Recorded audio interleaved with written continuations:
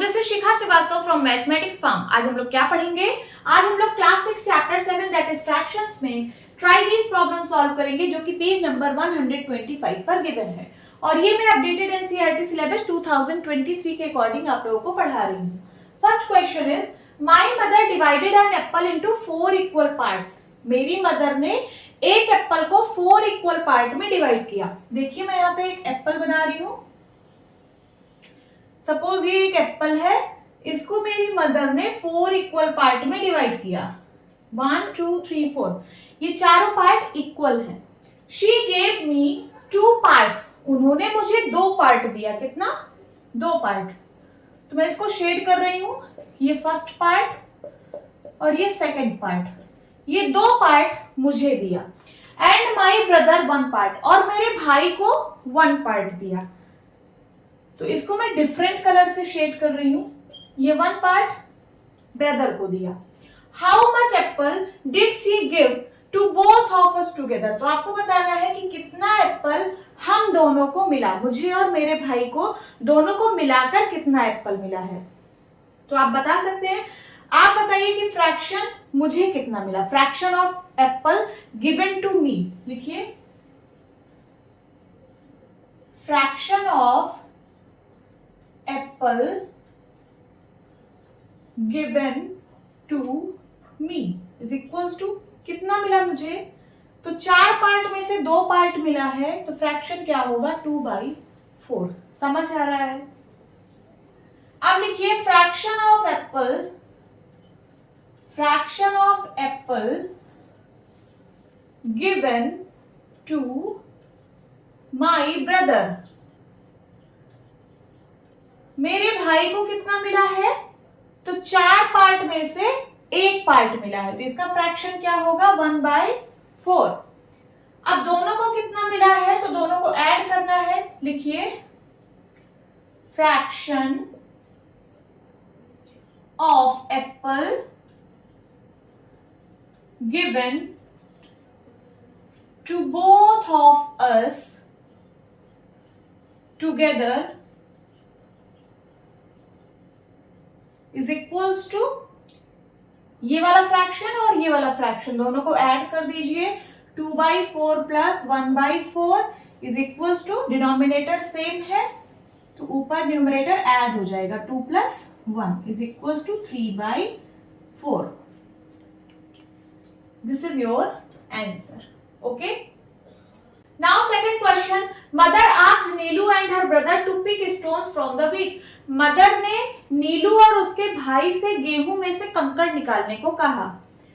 Neelu picked 1/4 of the total stones in it. Neelu ने total stones का 1/4 pick किया। And her brother also picked up 1/4 of the stones, और उसके भाई ने भी टोटल स्टोन का 1/4 पिक किया। What fraction of the stones did both pick up together. दोनों ने मिलकर कितना स्टोन पिक किया है, उसका फ्रैक्शन आप लोगों को बताना है। तो चलिए सॉल्व करते हैं। यहां लिखिए solution.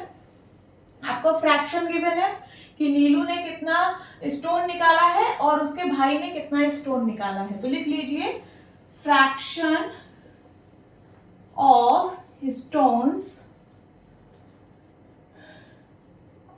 Picked up by Neelu is equals to 1/4। ठीक है।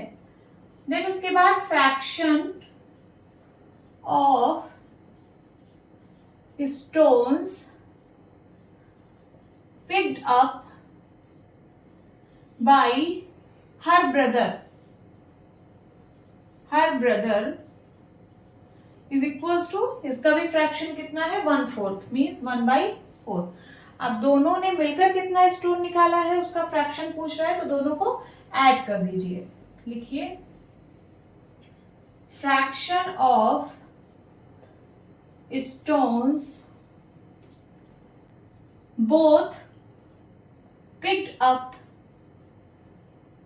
Together is equals to 1/4 plus 1/4। Denominator same है तो न्यूमरेटर ऐड हो जाएगा। 1 + 1 इज इक्वल्स टू 2/4। ये आ गया दोनों का fraction. This is your answer.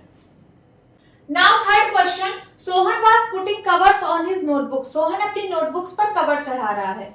He put 1/4 of the covers on Monday. उसने कवर का 1/4 मंडे को चढ़ाया।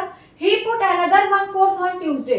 उसने ट्यूसडे को कवर का अनदर 1/4 चढ़ाया and the remaining on the Wednesday. और फिर जो कवर बच गई उसको उसने वेंसडे को चढ़ाया। What fraction of the covers did he put on Wednesday. आपको बताना है कि वेंसडे को जो उसने कवर चढ़ाया है उसका फ्रैक्शन क्या होगा।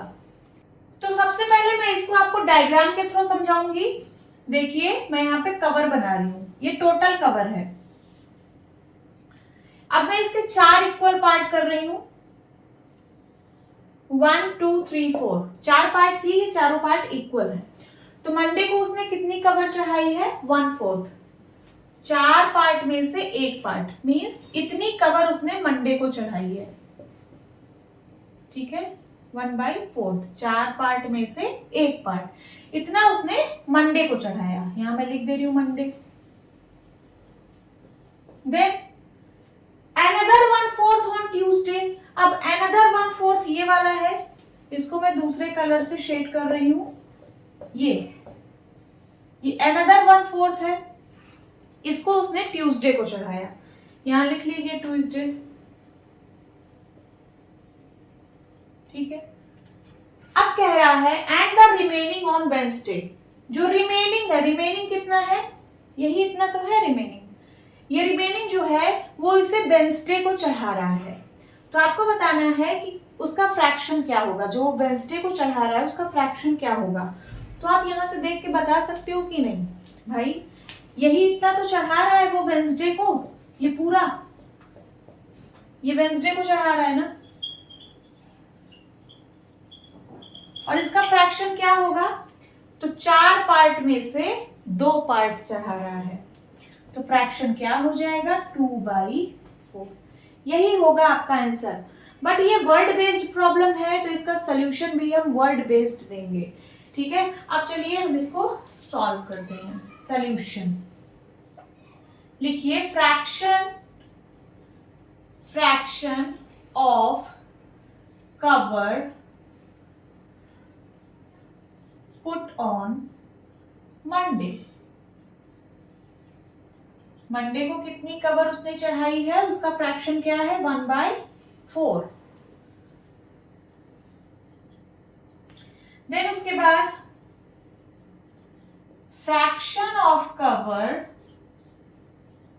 Put on Tuesday. ट्यूसडे को उसने कितनी कवर चढ़ाई है, उसका फ्रैक्शन क्या है, 1/4। मंडे को उसने कवर चढ़ाई 1/4, ट्यूसडे को उसने कवर चढ़ाई 1/4। अगर मैं बोलूं कि मंडे और ट्यूसडे दोनों को मिलाकर उसने कितनी कवर चढ़ाई, दोनों को ऐड कर देंगे। लिखिए, fraction of cover put on both Monday and Tuesday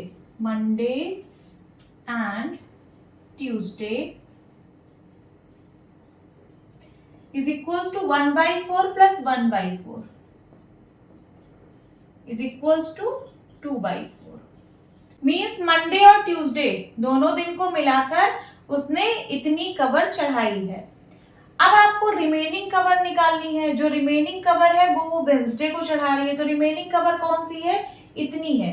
ये कैसे निकलेगा, अगर आप टोटल फ्रैक्शन में से ये वाला फ्रैक्शन माइनस कर दो तो आपको रिमेनिंग निकल आएगा कि नहीं।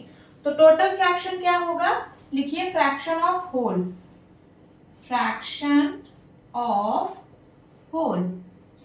पूरे का फ्रैक्शन कितना है, पूरे का फ्रैक्शन मीन्स 4 पार्ट में से चारों पार्ट आपको लेना है। सो 4/4। भाई 4 पार्ट है इस कवर का, 4 पार्ट में से जब आप चारों पार्ट चढ़ा लोगे तो वही तो होगा टोटल फ्रैक्शन। तो फ्रैक्शन ऑफ होल है 4/4। अब रिमेनिंग लिखिए, fraction of remaining cover put on Wednesday ठीक है, तो होल फ्रैक्शन में से इन दोनों दिन का फ्रैक्शन माइनस कर देंगे। So 4/4 minus 2/4 is equals to, denominator same है तो 4 माइनस 2 सब्ट्रैक्ट हो जाएगा, कितना हो जाएगा 2/4। तो देखिए आंसर क्या आ गया 2/4। इतनी कवर उसने वेंसडे को चढ़ाई है। This is the answer. Hope students आपको ये क्लास अच्छी लगी होगी। मिलती हूँ अपनी नेक्स्ट वीडियो में, तब तक के लिए bye bye and take care.